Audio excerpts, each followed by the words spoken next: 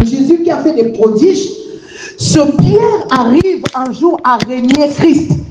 Est-ce que vous pensez que quand il a marché sur les eaux, un tel homme pouvait régner Christ? Non. Mais qu'est-ce qui lui pousse à régner Christ? Un esprit faible. Vous pouvez être à côté d'un grand esprit et à être un esprit faible. La proximité avec une personne qui a une puissance dans l'esprit ne vous donne pas la capacité de son esprit. Ok? Donc vous devez d'abord comprendre une vérité, que la chose que vous devez chercher plus que tout, c'est de chercher à empuissanter votre esprit. Alléluia. Il est tellement obligatoire, si je peux le dire comme ça. Oh, la présence de Dieu m'envahit déjà. Oh my God. C'est-à-dire qu'il est tellement précieux, si je peux le dire comme ça, de chercher de tout son être à faire quoi? À empuissanter son esprit, à donner la force à son esprit, à faire de sorte que son esprit devienne de plus en plus puissant. Quand vous savez pourquoi on doit empuissanter son esprit? Parce que nous vivons dans un monde où l'apparence manipule, où toutes les choses nous manipulent. C'est-à-dire que vous pensez que ce que vous voyez sont des réalités. Mais la vérité, c'est qu'on est dans un monde falsifié, ou un monde qu'on peut falsifier. C'est grave ce que je suis en train de dire, si vous pesez les mots. C'est-à-dire que si on peut falsifier quelque chose, ça veut dire que ce que vous voyez n'est pas tellement vrai. Ok? Donc, comprenez les amis qu'on est dans un monde falsifiable. Ça se dit, hein? Ça se dit? Donc, on est dans un monde où on peut vous manipuler, on peut manipuler les choses devant vous, les vérités devant vous, et vous faire croire que ce que vous voyez, c'est les bonnes choses, alors que ce sont les choses qui vous tuent.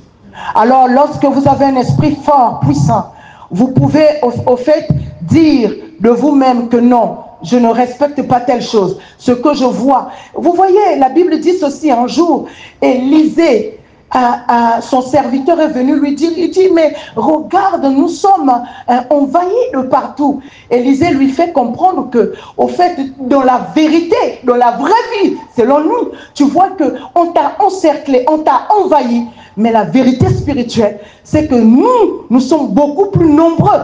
Vous voyez, deux personnes avec deux visions, deux personnes avec deux vérités. C'est-à-dire que deux personnes, ils ne voient pas tous la même chose. Donc, en fait, on se rend compte que si Élisée aussi s'était dit, je me conforme à la vision de mon serviteur Géasi, je pense que ce jour-là, Israël devait être esclave. Ok? Quand on te falsifie les choses devant toi, quand on falsifie les choses devant toi, on peut te rendre esclave sans que tu te rendes compte. Est-ce que tu as entendu ça?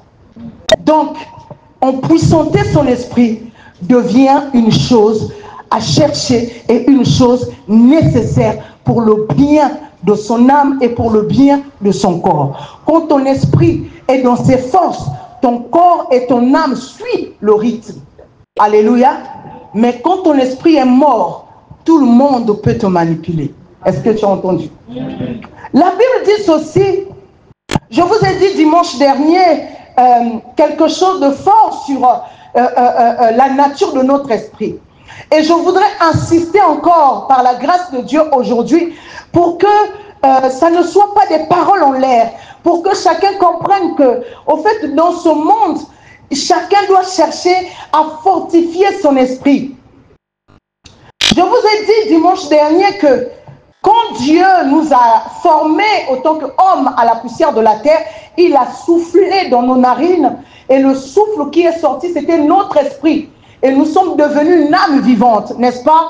Et le jour de la Pentecôte, je vous disais que le Seigneur aussi, par le vent impétueux, nous voulait aussi révéler une vérité. C'est que la nature de notre esprit, c'est d'abord la nature de vent. C'est-à-dire que l'esprit est comme un vent. D'ailleurs, le mot roua, comme je vous expliquais dimanche dernier, veut dire vent. Ça, c'est des choses à écrire, les amis. C'est pas à me regarder. Quand on dit roua, c'est R-O-U-A-H. Amen. Roua égale à vent. Donc, c'est des choses que vous devez connaître en tant que chrétien. Maintenant, ce même vent-là, c'est ça qui nous donne la possibilité et la capacité de naviguer dans les sphères. Donc, humainement, on marche avec les pieds, my God. Mais spirituellement, on marche comme un vent. Ok? Naturellement, on marche avec nos deux pieds, mais spirituellement, notre dimension spirituelle, c'est une dimension de vent. Et je vous expliquais dimanche dernier, c'est que le vent rentre partout. Le vent n'a pas d'interdit. Le vent pénètre les endroits fermés. Le vent s'impose. Donc, en fait, notre nature d'esprit, c'est une nature qui s'impose. C'est-à-dire face aux réalités qui s'imposent, my God. Face aux vérités de la vie, c'est-à-dire on s'impose. On ne se laisse pas contrôler, mais c'est à nous de s'imposer. Et je vous faisais comprendre aussi que nous sommes insaisissables. Pourquoi? Parce que le vent est insaisissable. C'est-à-dire le fait que nous sommes des vents, normalement un vrai chrétien face aux difficultés, face aux épreuves, devait être insaisissable. Ce qui te baisse le moral, tu ne devrais pas laisser cette chose te contrôler. Est-ce que je parle à quelqu'un? Tu n'as pas le droit de laisser les mots des mauvaises personnes empoisonner ton esprit. Tu ne peux pas laisser la méchanceté des hommes empoisonner ton esprit. Tu ne peux pas laisser le mauvais cœur des gens, la mauvaise réputation te freiner. Pourquoi? Parce que tu es un vent. Peu importe ce qu'on dit sur toi, peu importe comment on te qualifie, tu dois avancer. Pourquoi? Parce que tu es un vent. Un vent ne se plaît pas. Un vent s'impose. Un vent ne recule pas. Un vent s'impose. Je te déclare que tu es un vent. Tu as été créé pour imposer. Oh my God.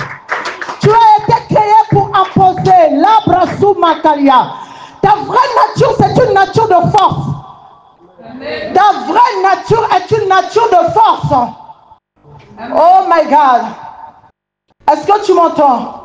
Ta vraie nature est une nature de force. Tu es né pour imposer tes réalités, my God. Est-ce que tu entends? Amen. Alors, à partir d'aujourd'hui, tu dois comprendre de quoi tu es composé, mon Dieu. De quoi Dieu t'a composé. Et aujourd'hui, par la grâce de Dieu, je vais te parler de tes 4 forces. Par la grâce de Dieu, tu dois chercher chaque jour à être empuissanté dans les 4 dimensions. Alléluia. Je vais te parler, alléluia, des 4 éléments. Des 4 éléments. Dans le livre d'Ézéchiel 1er, je n'aurai pas le temps de lire. Ézéchiel 1er. Bon, comme je me dis souvent, c'est avec vous que je dois donner le meilleur. On va lire. Amen. Amen. On va lire. Quelqu'un va m'aider à prendre Ézéchiel 1er, le verset 2. Dépêchez-vous, s'il vous plaît. Qui peut m'aider à lire?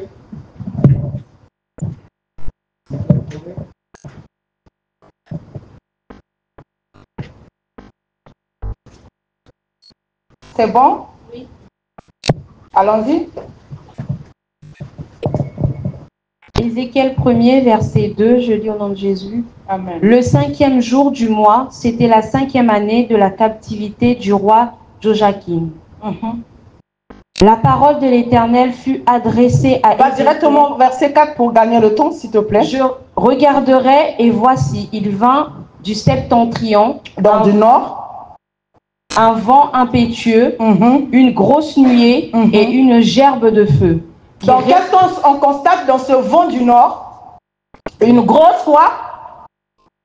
Nuée. Oui, ensuite? Et une gerbe de feu. Ok, reprends le verset 4.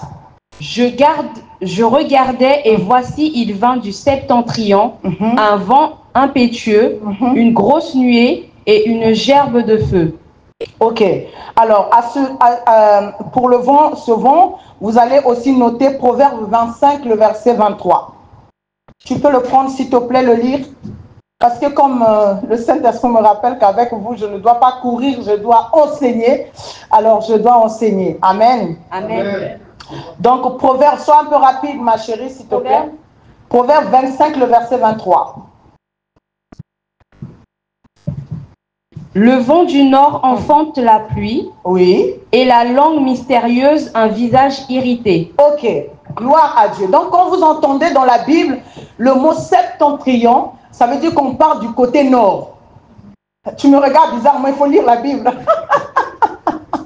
Il faut lire la Bible, fils. Donc ici, on est en train de nous dire qu'il y a un vent qu'on appelle le vent du nord. Ce qui, vous avez l'habitude quand on fait nos 24 heures de prière ou encore lors de nos cris de minuit, on a l'habitude de dire esprit souffle de 4 vents. Mais sauf qu'on ne sait pas pourquoi on le dit, n'est-ce pas? Maintenant, aujourd'hui, vous allez comprendre le pourquoi on le dit. La Bible nous dit que le vent qui venait du nord, en tout cas le vent qui venait du nord, ce vent amenait quoi? La pluie. Dans le livre d'Ézéchiel, on nous dit d'abord que ce vent ramenait quoi? 2 choses. D'abord, une grosse nuée, c'est ça, non? Oui. Et ensuite... une gerbe de feu. Voilà. Comment? Une gerbe de feu. J'entends pas les mêmes choses. Ici, gerbe, et là, j'ai entendu? Gerbe de feu. Ah, ok, ça marche. Parce que je craignais de ne pas entendre les mêmes choses.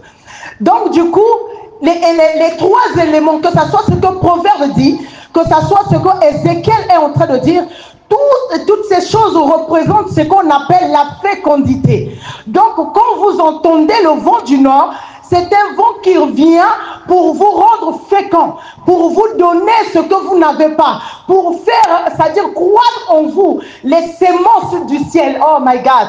Pour faire croître en vous les semences de Dieu, pour en fait faire germer ce qui était étouffé. Il y a des terres qui étouffent les gens, il y a des terres qui ralentissent des gens, il y a des terres qui bloquent des destinées. Mais quand vous êtes empuissanté dans l'esprit, à un moment donné, le Saint-Esprit va activer la dimension du vent du nord. Et ce vent va venir faire quoi?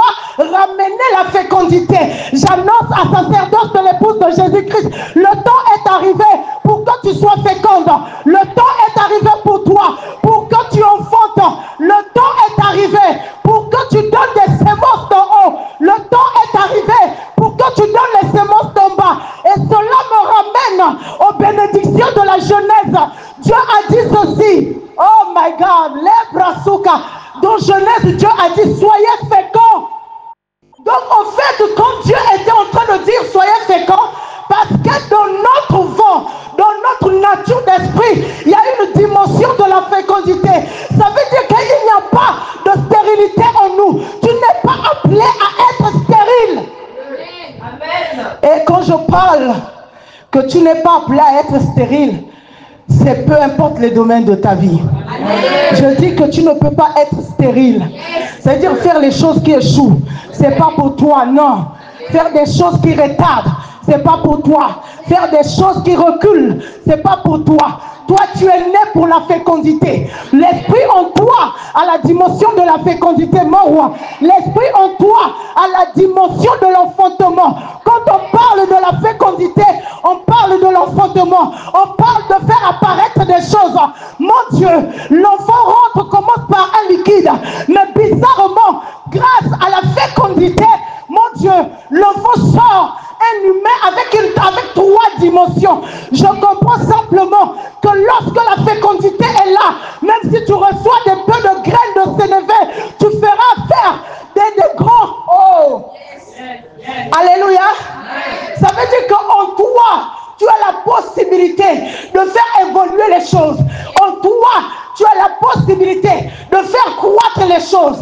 Une pomme cache des forêts. Amen. Une pomme cache des pommiers. Est-ce que vous imaginez ça? Amen. Quand tu vois la pomme, tu ne vois pas le pommier. Mais la pomme peut devenir un quoi? My God, vous imaginez? C'est-à-dire que ce qui n'a pas de la valeur, oh my God, ce qui n'a pas de la valeur, parce que cela vient dans votre esprit, produit maintenant les choses qui ont maintenant de la valeur. Amen. Amen. Est-ce que vous imaginez ça? Est-ce que tu imagines, fils? C'est-à-dire un pommier est dans la pomme. C'est-à-dire à chaque fois que tu manges une pomme, tu manges des pommiers. Amen. Alléluia. Amen. Pourquoi? Parce qu'en réalité, ce n'est pas seulement les fruits qui ont la dimension de la fécondité. Parce que le Genèse 1er, quand il dit « Soyez féconds, multipliez-vous », ce texte-là, c'est Dieu qui est en train de parler à notre esprit. On ne parle pas au corps, on ne parle pas à notre chair. Donc Dieu est en train de dire « Soyez féconds ». Il dit à quoi? À l'esprit d'être fécond. Je me pose la question, est-ce que l'esprit a le pouvoir c'est-à-dire de faire sortir d'autres esprits? Alléluia. Est-ce qu'un esprit a parce que la fécondité, c'est dit dans la dimension de l'esprit. Mais sauf que la Bible me fait comprendre une vérité, qu'un homme peut aussi produire d'autres hommes. Je vais le dire mieux, enfanter d'autres hommes. Donc un homme peut, c'est-à-dire devenir un canal qui produit d'autres esprits. Amen. Alléluia. Donc en fait, tel que votre esprit est, ce n'est pas seulement votre corps qui a le pouvoir d'enfanter. Oh my God. Mais votre esprit aussi a le pouvoir d'enfanter. Et sacerdoce, je veux que tu enregistres, ton esprit a le pouvoir d'enfanter. Et cette année, ton esprit enfantera. Cette année, ton esprit produira. Cette année, ton esprit enfantera des choses inimaginables. Les choses que tu ne suspectes même pas. Je parle à quelqu'un. Cette année, ton esprit va produire.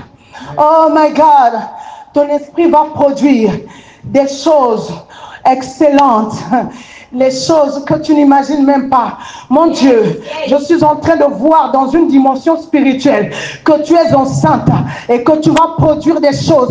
Et je suis en train de percevoir que tu es enceinte et toi tu vas enfanter. Tu vas enfanter des géants. Tu vas enfanter des choses qui emmènent les hommes à adorer Dieu, à demander de qui es-tu fils?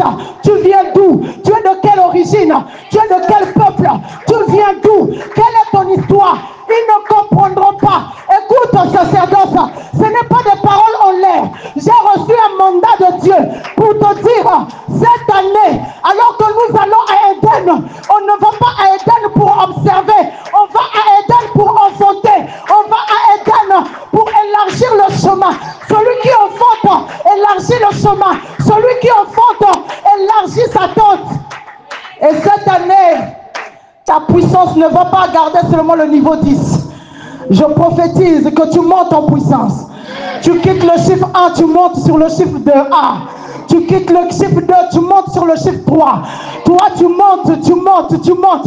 Mon serviteur qui sera élevé se lèvera bien haut. Et toi, ton élévation, ce n'est pas vers le bas, mais ça sera vers le haut. Dieu t'emmènera encore plus haut.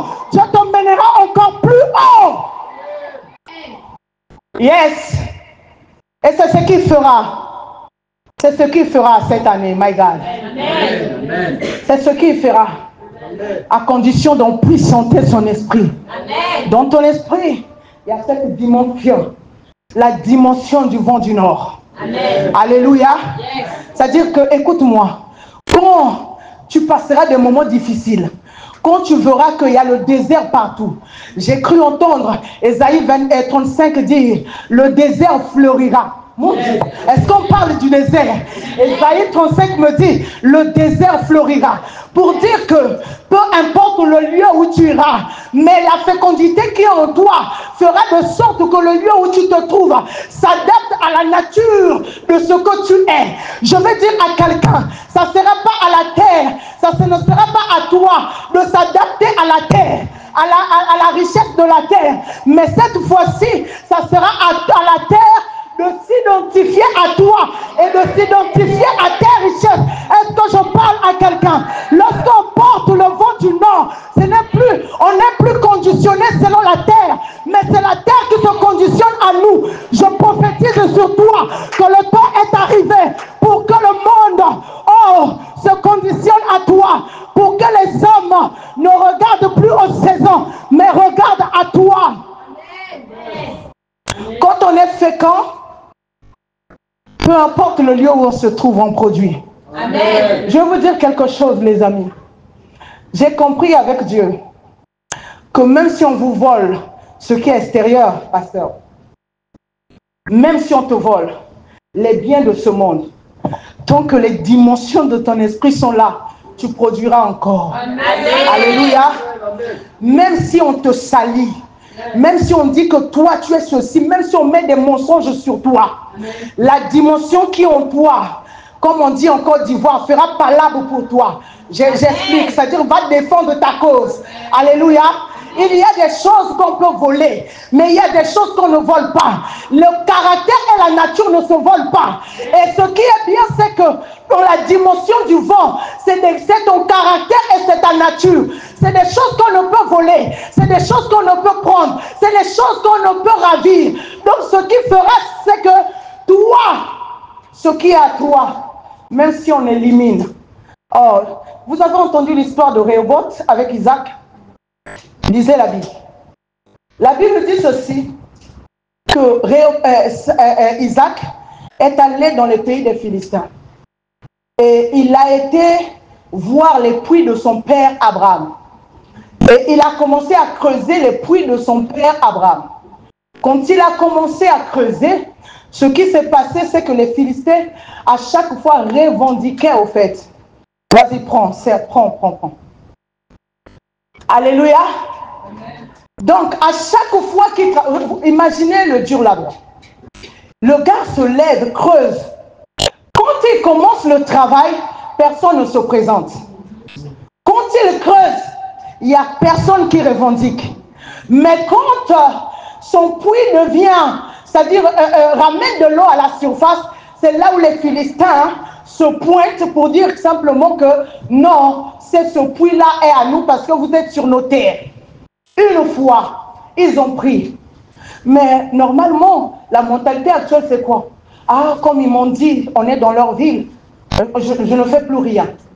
Mais Isaac n'a pas abandonné. Il avait encore de la force. Oh my God. Ils ont pris la force qu'il avait utilisée pour le puits, mais sauf que les forces en lui n'étaient pas épuisées. Oh my God. Il part, il refait un autre puits. Et ensuite, il revient, c'est-à-dire, ils reviennent. Et ils ravissent encore le deuxième puits. Oh mon Dieu. Et ça se reproduit plusieurs fois. Mais lui aussi, il n'a pas laissé. Et un jour, il va creuser un puits. Et quand il creuse son puits, cette fois-ci, ils ont les ennemis, même pas les ennemis, le roi du pays a compris que si eux ils creusent, il n'y a pas d'eau, c'est parce que eux ils n'ont pas la fécondité en eux. Mais si Isaac creuse et qu'à chaque fois qu'il creuse, il y a de l'eau qui jaillisse, ça veut dire qu'en fait, le puits, c'est pas le puits le problème. Le problème, c'est que c'est Isaac qui est fécond. Oh my God. Donc, ils ont compris que, au fait, on doit le laisser tranquille. C'est pourquoi ce puits, il l'appelait Rehoboth. Alléluia. Pourquoi? Parce que le Seigneur lui a mis au large. Ça veut dire quoi? Ça veut dire que en toi, il y a des choses qui feront toujours naître. Oh my God. C'est-à-dire qu'en toi, il y aura... En fait, une personne féconde a des ovules, si c'est une femme, des ovules multipliés. C'est-à-dire que cette personne-là peut produire chaque saison. Tout le temps, la personne produira. Et la dimension de notre esprit. Yes. Et la dimension de notre esprit. Regardez ce qui se passe. Le texte que nous avons lu dans Acte 2. Ce qui se passe, c'est quoi? Pierre, qui a régné Jésus quelques jours avant. Plutôt 50 jours avant. Quand il est en puissanté, quand ton esprit est en puissanté, le même Pierre, parce qu'il a été fécondé par l'esprit, my God. Parce qu'il a été fécondé par l'esprit, qu'est-ce qui se passe? Le même Pierre sort devant des personnes et commence à prêcher. Et puis, regardez la prédication. Il indexe, il leur dit, il les accuse. Il n'indexe pas seulement, mais il les accuse. Il dit, le Jésus que vous avez tué. Oh. Le Jésus qu'on a tué, mais toi là, il y a à peine quelques jours, tu reniais Christ. Mais là maintenant, il a reçu en lui une sémence incorruptible, my God. Une sémence incorruptible. Ça veut dire que la dimension de notre fécondité les amis, c'est la dimension de la fécondité incorruptible. Ça veut dire que peu importe ce que le diable peut faire, rien ne peut étouffer. Amen. Rien ne peut étouffer les semences. Rien ne peut empêcher que tes semences poussent. Rien ne peut empêcher que tu expérimentes Dieu. C'est-à-dire que peu importe le nombre des essais que tu vas refaire, à chaque essai, il y aura des productions. Amen. Il y a chaque essai. J'aime beaucoup la mentalité de mon fils Lorenzo. Bien que parfois je me prends la tête avec lui, mais j'aime beaucoup sa mentalité. Vous savez pourquoi? Un jour, il m'a dit, maman, quand je suis en train de jouer, même si ma tête a été sectionnée en deux et que mon cerveau est bien ouvert, tant que le match n'est pas fini, je jouerai. Amen. En fait, parfois les gens disent des choses, j'ai l'impression qu'il n'a pas compris ce qu'il dit. Mais non, le temps et les années m'ont montré que ce qu'il avait dit, c'est vraiment ça. En fait, rien ne peut lui enlever sa passion dans la tête. Qu'il soit blessé, qu'il soit opéré, tu vas voir toujours le même discours.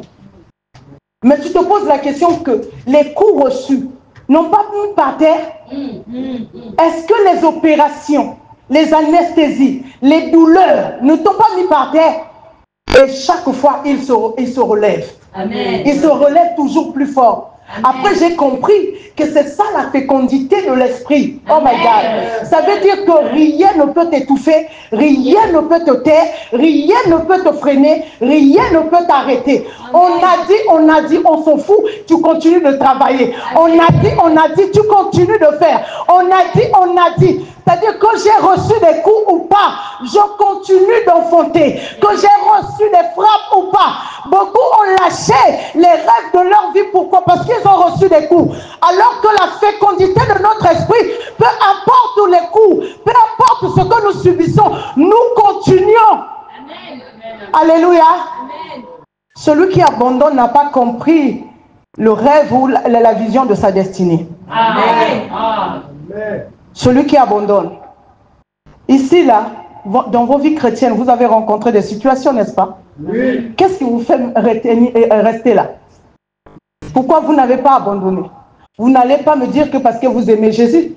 Parce que les autres aussi avaient aimé Jésus, mais ils ont abandonné. Mais en réalité, c'est parce que vous avez le caractère du vent du nord à l'intérieur de vous. Alléluia. Le vent de la fécondité. Fais-le bien, acclame bien. Alléluia. C'est-à-dire qu'on ne comprend pas. On ne sait pas pourquoi tu n'abandonnes pas. Mais toi-même et Dieu, vous savez pourquoi tu n'abandonnes pas. C'est le caractère. En fait, permettez-moi d'ouvrir une parenthèse, peut-être que je ne fermerai pas. écoutez les amis. C'est-à-dire que quand quelque chose devient le caractère ou la nature, vous pouvez chasser, vous pouvez dire à la personne tout ce que vous voulez, mais c'est la nature. Amen. Au fait, on dit quoi? Chasser quoi? Le naturel. Le naturel vient d'où? De la nature de la personne. On dit quoi? Chasser quoi? Le naturel. Donc pourquoi il revient au galop? Parce que c'est la nature. Parce que vous ne pouvez pas changer la nature. Alléluia. Amen. Vous ne pouvez pas changer la... Oh my God. Vous ne pouvez pas changer la nature. Si vous avez la nature de la fécondité, les amis, vous ne pouvez pas changer ça. Yes. Alléluia. Amen. Vous enfantez, c'est votre nature. Si les autres ne produisent pas, c'est aussi leur nature. Mais vous, à sacerdoce, vous êtes nés pour enfanter. Vous êtes nés pour produire. Vous êtes nés pour vous élargir. Vous êtes nés pour produire des grandes choses. Vous êtes nés pour vivre. Oh mon Dieu. Alléluia. Amen. Vous êtes féconds. Je vais vous dire quelque chose. Dans une dimension spirituelle, l'autorité, c'est aussi la fécondité. Yes. Amen. Je vais m'expliquer. Dans une dimension spirituelle, je vous donne des perles, les amis.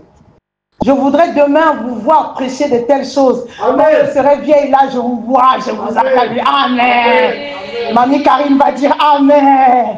Comme dit Anaël. Au fait, dans une dimension spirituelle, la fécondité est un pouvoir. Parce que celui qui se multiplie, il se multiplie par la fécondité. Au fait, quand Dieu dit soyez féconds, multipliez-vous, la multiplication n'est que la conséquence de la fécondité. Donc, sans la fécondité, il n'y a pas de multiplication. My God.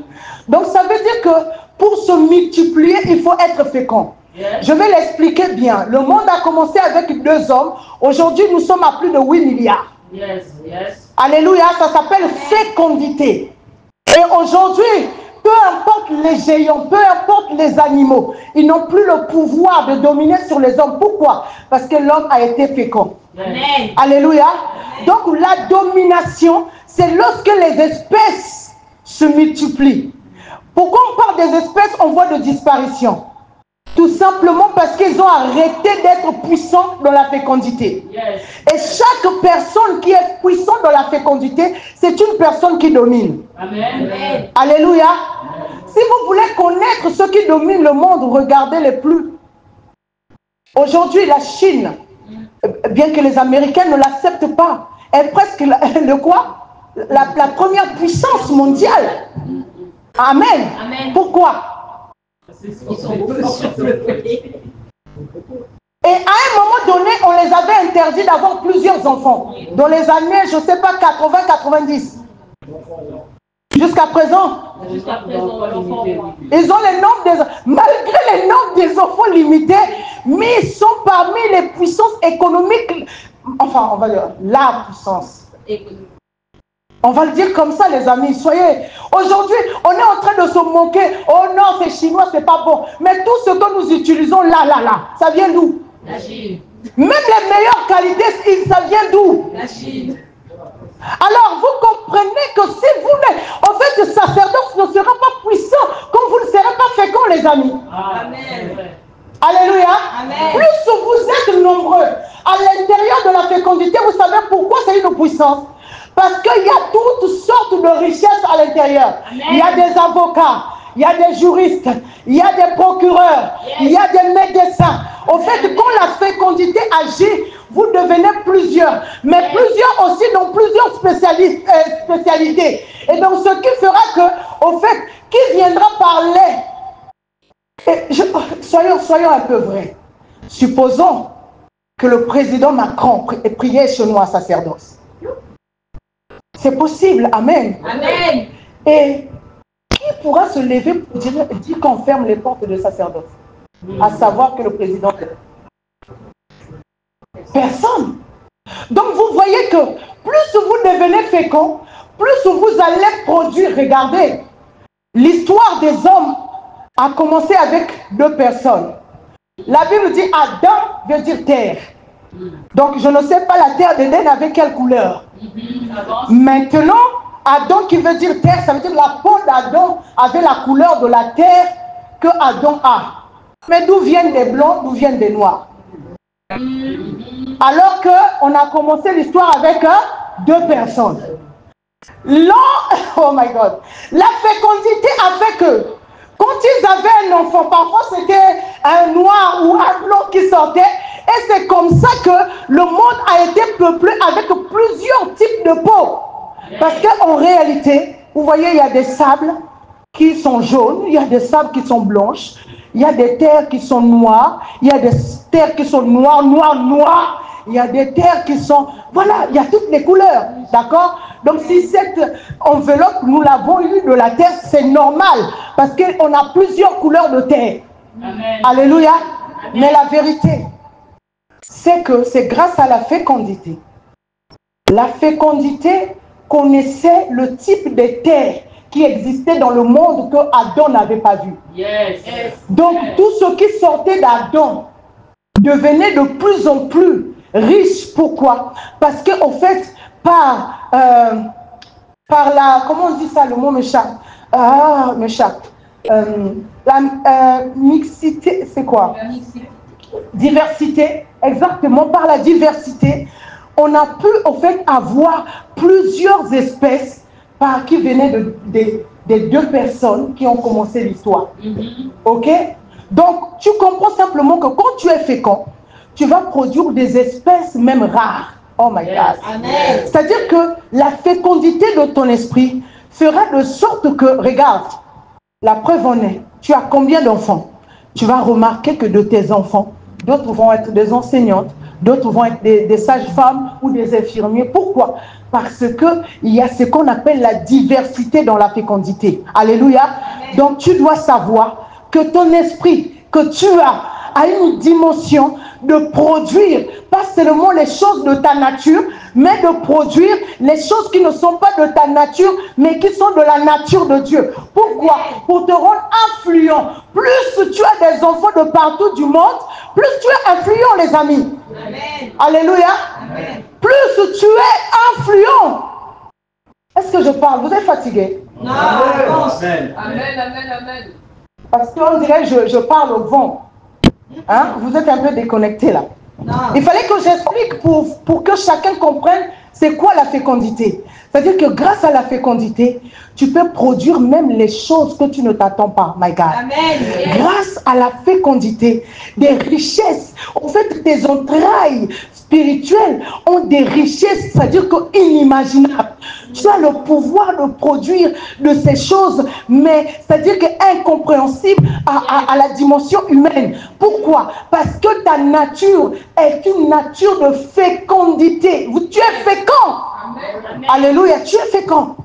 C'est pourquoi quand tu pries, my God, quand tu pries, quand tu demandes au Saint-Esprit de te remplir, n'oublie jamais de lui dire, rends-moi féconde. S'il te plaît, Seigneur, rends-moi féconde. Rends-moi féconde, rends-moi féconde. Tu lui dis ça. Alléluia. Amen. Pourquoi? Parce qu'il faut que le Saint-Esprit, en puissance et active la dimension de la fécondité en toi. Amen. Alléluia. C'est-à-dire, n'accepte pas de rester dans une église où tu ne produis absolument rien. Tu es né pour produire des choses. Amen. Pourquoi? Parce que la Bible dit le monde attend. Yes, yes. Le monde attend la révélation des fils de Dieu. Ça veut dire que si toi tu ne produis pas, tu es en train de maltraiter le monde, ou tu es en train d'empêcher le monde d'expérimenter les richesses. Ça veut dire qu'il faut que tu produises. Mais pour produire, il te faut quoi? Il te faut la dimension du vent de la fécondité. Yes. Alléluia. Amen. Oh, je vais prophétiser sur toi, sacerdoce. Amen. Le temps est arrivé. Amen. Je vais vous dire ceci. Pendant que le Seigneur m'a visité, pour bâtir cette œuvre, l'une des choses que le Seigneur m'a dites, en me donnant le nom de sacerdoce de l'épouse de Jésus-Christ, le Seigneur m'a fait comprendre une vérité. Il m'a dit ceci. Le nom de l'église, ça sera le sacerdoce de l'épouse de Jésus-Christ. Premièrement, pourquoi? Parce que Jésus revient et qu'il faut que l'église enfonte. Il faut que l'église enfonte et que je ne revienne pas prendre seulement une minorité, mais par contre, plusieurs personnes qui auraient donné leur vie à Jésus.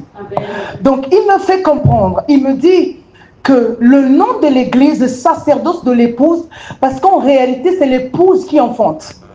Donc, au fait, vous, sacerdoce, dans la nature spirituelle de votre caractère, oh my God, vous êtes liés à la fécondité parce que vous êtes nés pour produire, nés pour enfanter les âmes qui iront à la rencontre de Jésus ce jour-là sur les nuées. C'est-à-dire que votre mission, votre ADN spirituel s'appelle fécondité, mon Dieu. Votre ADN, c'est-à-dire en ce temps, avant que Jésus revienne, parce que j'ai posé la question à Jésus, je lui ai dit, Seigneur, moi, j'étais bien à côté de mon Père. Mais pourquoi tu veux que je commence une église alors que je connais, il y a 10 000 églises? Je lui ai dit, Seigneur, ça ne me fait pas plaisir d'être une église de plus. À quoi me sert-il de rassembler les gens pour juste être la même église comme l'église d'à côté?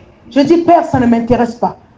Il m'a dit, je ne t'envoie pas pour te ressembler aux autres, mais je t'envoie pour enfanter. Amen. Je t'envoie pour enfanter. Les personnes, et nous étions au mois de mai 2024, quand le Seigneur commençait à me répondre. C'était les questions que je posais depuis 2022, quand le Seigneur m'a apparu. Je vous ai dit, les amis, un jour, je suis allé au ciel. Je pense que vous avez l'audio. Si tu regardes bien, je n'oublie jamais la date. C'était le 16 mai 2024.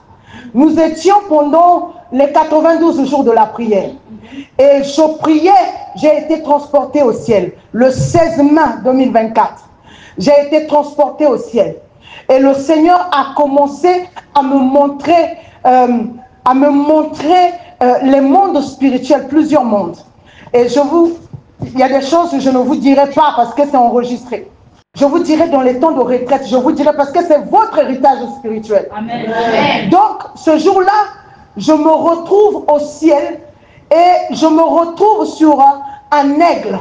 Et l'aigle avait la particularité du chérubin. C'est-à-dire que dans un monde, il était, je peux le dire ça, ils n'ont qu'à dire ce qu'ils veulent. C'est ce que j'ai vu auprès de Dieu. Je ne peux pas changer ça. Donc, du coup, j'ai vu dans un monde, c'est-à-dire je voyais, on partait des cieux et des cieux, c'est-à-dire on visitait des cieux. Et dans chaque cieux, il y avait des différentes formes d'action, au fait. Et dans le premier ciel que nous avons navigué, j'ai vu que celui qui m'accompagnait était comme un aigle. Mais, quand on a traversé ce ciel-là pour aller dans un autre ciel, je vois que c'était un chérubin. Il est devenu chérubin.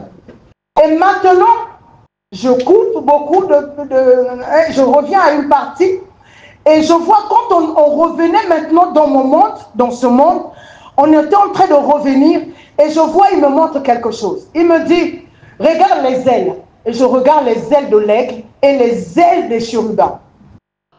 Quand je regarde les ailes, il me dit, tu vois ces ailes, ton ministère sera un ministère lié au vent. Je dis, mais c'est quelle histoire?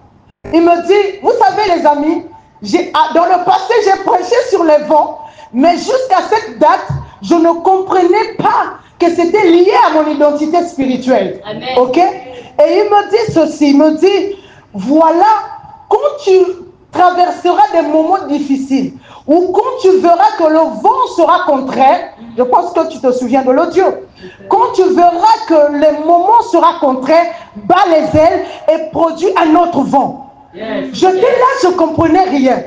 Mais il me dit, quand tu verras des difficultés, tu as le pouvoir de créer les vents. Yes. Mais j'ai dit, mais quoi? Il dit, tu as les ailes de l'aigle et tu as les ailes des chérubins. Je n'ai pas compris jusqu'ici. Mais quand je suis revenue au mois, j'ai commencé à comprendre. Chaque jour passé, je commençais à lire et à comprendre ce que le Seigneur voulait me dire. J'ai juste compris que le Seigneur, my God, était en train de me parler de ma dimension d'esprit. Il était en train de me dire que normalement, quand un oiseau prend l'envol, il y a toujours un vent qui s'oppose à lui. Yes. Maintenant, c'est l'oiseau crée son propre vent qui domine sur le vent qui s'oppose à lui pour ensuite prendre la position dans les sphères. Donc j'ai compris que dans une dimension spirituelle, j'étais un vent qui avait le pouvoir de changer les atmosphères, de changer. C'est pourquoi je vous disais tout à l'heure que ça ne serait plus la terre. Yes, yes, yes. Ça ne sera pas à vous de dépendre de la terre, mais ça sera à quoi? À la terre de vous. Pourquoi? Parce que ce que vous portez en vous, my God, ce que vous portez en vous, vous avez le pouvoir d'influencer, mon Dieu. Vous avez le pouvoir de changer la donne. Vous avez le pouvoir de changer les circonstances. Pourquoi? Parce que la nature, la votre nature, c'est une nature qui s'impose et qui s'affirme. Ne s'impose pas simplement, mais s'affirme aussi. Amen. Se dit que c'est ça ou rien. C'est ça ou rien. Fécondité ou rien. C'est ça ou rien. C'est-à-dire que tu n'acceptes pas. Il y a des choses on négocie Mais il y a des choses on ne négocie pas. Amen. Alléluia. Amen. Et votre nature de la fécondité, on ne négocie pas avec. Lisez Genèse 1er, le verset 27 à 28. Soyez féconds. Un ordre. On vous dit, soyez féconds. Donc ta dimension d'esprit, je ne parle pas d'abord de la dimension de ta chair. Parce que c'est d'abord l'esprit qui a la prééminence. Je parle de ta dimension d'esprit. Toute cette semaine, ta prière sera simplement, Seigneur, on puissante mon esprit dans la dimension de la fécondité. Il faut que je sois fécond. Dis Seigneur, vous savez, il y a des challenges. Quand je suis allée en Côte d'Ivoire, avec le pasteur Naomi, nous avons rencontré un homme de Dieu qui nous donnait des richesses, comment il a compris la richesse dans la foi chrétienne. Il a compris, il nous a expliqué, il nous a dit ceci, que j'ai compris que le salut des âmes, être fécond, c'est ce qui me donnera des couronnes au ciel. J'explique. C'est-à-dire que le pouvoir que tu auras au ciel dépend des âmes que tu auras gagnées. Je vais le dire mieux. Ça veut dire que si tu n'es pas fécond à transmettre le salut, si tu n'arrives pas à gagner les âmes à Jésus, je t'assure, tu n'es rien. Le pouvoir spirituel est dans la fécondité. Pourquoi? Regardez ce qui est dit dans toute la Bible. La seule fois qu'on se réjouit, c'est lorsqu'une âme... Alléluia. Lorsqu'une âme est quoi? Convertie. Pourquoi? Parce que celui qui enfante fait élargir le trône de Dieu, fait élargir le monde de Dieu, fait élargir le royaume de Dieu. Donc, pour vous, sacerdotes, les évangélisations, ce n'est même pas les choses à négocier. Parce que tout cela, moi je ne veux pas d'une église où quand on arrivera au ciel, que vous soyez de la classe basse. Je ne sais pas si ça existe, mais néanmoins, que vous ne soyez pas de ces gens qui ne voient même pas Dieu. Il faut travailler son éternité. Amen. Il faut travailler de sorte que la terre, vous savez, la domination sur la terre, retenez ça les amis, en fait, toute l'humanité est basée sur la fécondité. Les pauvres demeurent pauvres parce qu'ils ont l'ADN de la richesse et ils produisent que des riches. Écoutez ça. Ça t'a tiqué, hein? L'ADN spirituel, j'explique. Un riche, quand il va enfanter son enfant, il va dire à l'enfant ce qu'il faut faire, ce qu'il ne faut pas faire. Il va mettre les barrières. En tout cas, il essaiera de son mieux pour que l'enfant relaie ce qu'il a comme richesse. C'est-à-dire que l'enfant hérite ce qu'il a comme richesse. N'est-ce pas? Le pauvre, quand il enfante, ou encore la classe moyenne, quand ils enfantent, ils laissent les enfants à leur merci. Chacun se débrouille. Il n'y a pas de structure, il n'y a pas d'encadrement. Ce qui se passe, c'est quoi? Ce qui se passe, c'est quoi? C'est qu'on a des espèces qui sont libres, mais des espèces qui n'ont pas le pouvoir dans la domination. Donc, on comprend que dans l'ADN spirituel, on fonde aussi les identités par rapport à la supériorité de notre position. Je baisse un peu le niveau, hein? Je baisse. Est-ce que ça passe? Parce que votre... Non. Là, je vois Alex, il n'est plus là. Ça passe pas? Je réponds un peu. À partir d'où je réponds? Je redis, moi, fils, je suis là pour enseigner. Ok. Tu dois savoir ceci. Le relais ou le témoin se transmet par l'encadrement et par l'enseignement. Un enfant que tu laisses en liberté, c'est un enfant qui n'a pas reçu le modèle. Ok? Donc, il faut que tu donnes un modèle à l'enfant pour que l'enfant aussi... Vous voyez, Abraham disait, plutôt Jacob disait, le Dieu de mon père Abraham, il ne commençait pas par son vrai père Isaac. Il commençait d'abord par son père, son grand-père Abraham, qu'il appelait son père.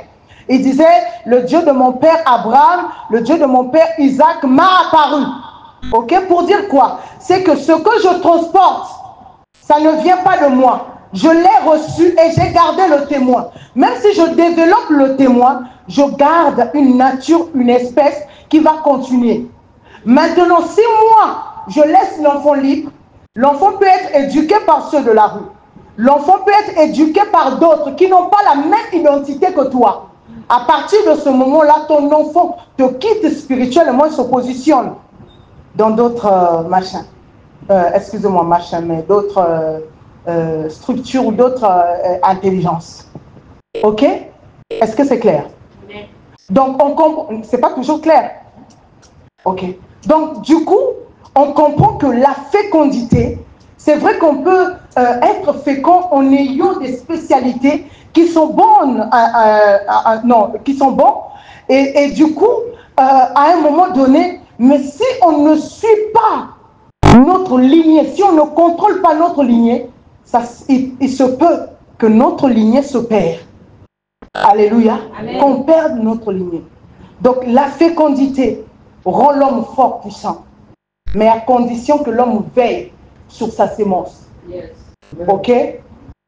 La fécondité rend l'homme puissant, mais il se peut que l'homme... Mais non, Dieu aussi, ça, il ne faut pas l'exclure. Il se peut que pour la destinée de chacun, que d'autres partent un peu ailleurs, qui voient ce qui se passe. C'est comme l'enfant prodigue. C'est tout à fait normal pour Dieu parfois de laisser l'enfant sortir pour le ramener.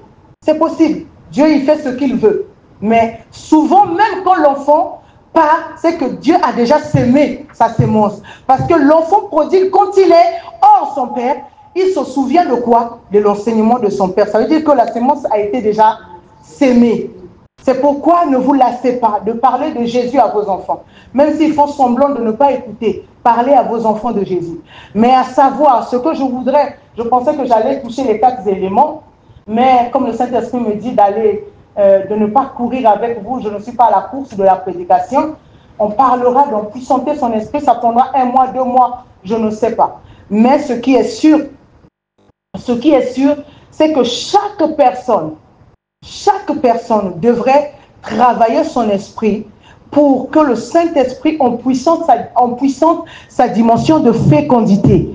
Peu importe votre âge, peu importe qui vous êtes des esprits et vous pouvez produire. Amen. Alléluia. Amen. Vous êtes des esprits et vous pouvez produire. Donc, la chose... Oh, écoutez, on va lire parce que je ne veux pas partir avec cette idée. Genèse 1er, 27. Genèse 1er. Ça bouillonne tellement dans mon esprit. Ah, il faut rendre gloire à Dieu. Là, tout là a disparu pendant la prédication. Amen. La Bible dit ceci, je commence au verset 26. Puis Dieu dit, faisons l'homme à notre image, selon notre ressemblance, et qu'il domine sur les poissons de la mer, sur les oiseaux du ciel, sur le bétail, sur toute la terre et sur tous les reptiles qui rampent sur la terre. Dieu créa l'homme à son image, il le créa à l'image de Dieu, il créa l'homme et la femme. En fait, là je vais mettre une petite pause. J'ai une question à vous poser, Église. Dans le verset 27, on dit Dieu créa l'homme et la femme. Là, on parle des esprits ou des corps. Des esprits. Donc, il y a des esprits femmes et il y a des esprits hommes. Vous venez de le lire. Oui. Je répète. Dieu créa l'homme à son image, il le créa à l'image de Dieu. Il créa l'homme et la femme. Là, on parle de la création. Ce n'est pas la formation. Parce que dans la formation, on a pris la côte, on a formé. Mais là, on parle de l'esprit. Donc, il y a des esprits mâles et des esprits... Oui ou non? Oui.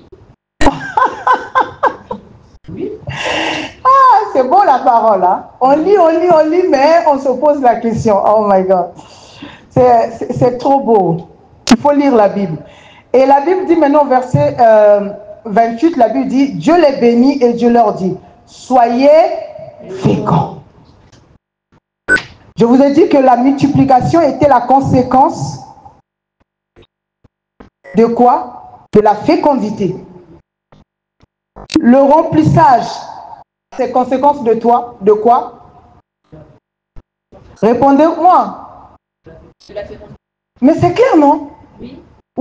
Parce que vous doutez là, vous regardez mes yeux, vous doutez les amis, c'est quoi? Je vais lire et chacun va essayer d'entendre et de comprendre.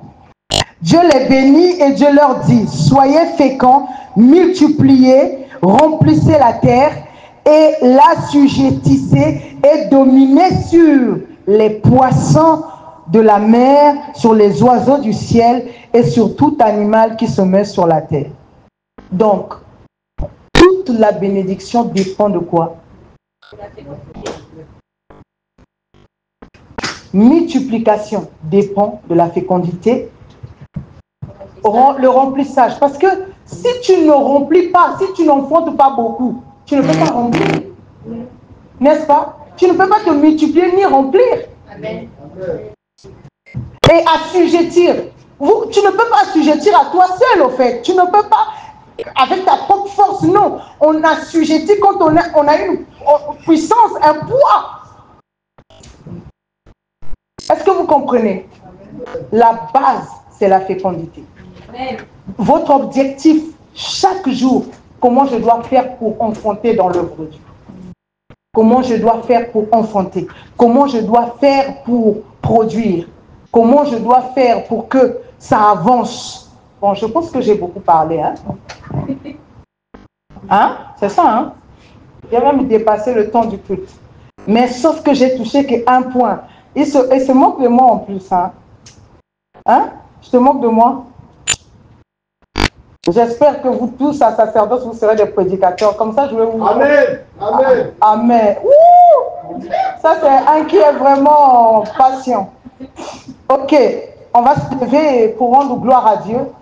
Je voudrais simplement que tu rentres avec l'idée, il faut que j'active ma dimension spirituelle de la fécondité. Amen. Amen. Il faut que des comme toi, que vous soyez plusieurs. Amen. Je vais le dire mieux.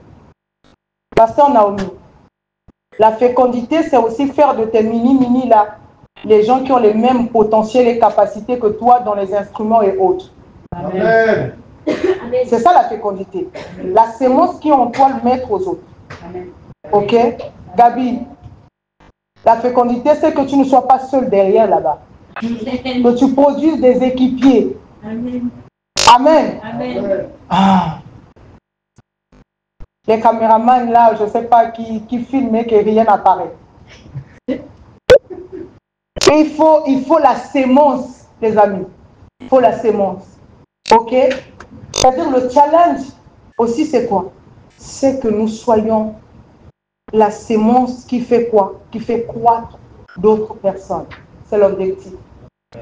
Vous ne serez jamais une église forte si vous n'avez pas la notion de la fécondité. Impossible. Amen. Amen. C'est d'abord pour mieux contrôler, pour mieux dominer. C'est d'abord ça.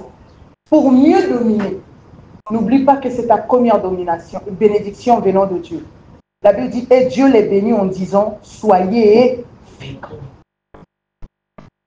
Alors, que ceux qui veulent d'autres enfants et d'autres enfants, spirituellement je parle, hein, n'allez pas multiplier les enfants à la maison, je n'ai pas dit ça. Amen. Laissez-nous avec les Anaël encore. On n'a pas le temps d'aller à la maternité pour le moment. Amen. Je parle de la fécondité spirituelle. Frère, ne va pas draguer là-bas en disant que oh, on nous a dit d'être fécond, je cherche. Non, ce n'est pas de cette fécondité que je parle. Je parle de la fécondité spirituelle, de ta dimension d'esprit à produire des choses. Amen.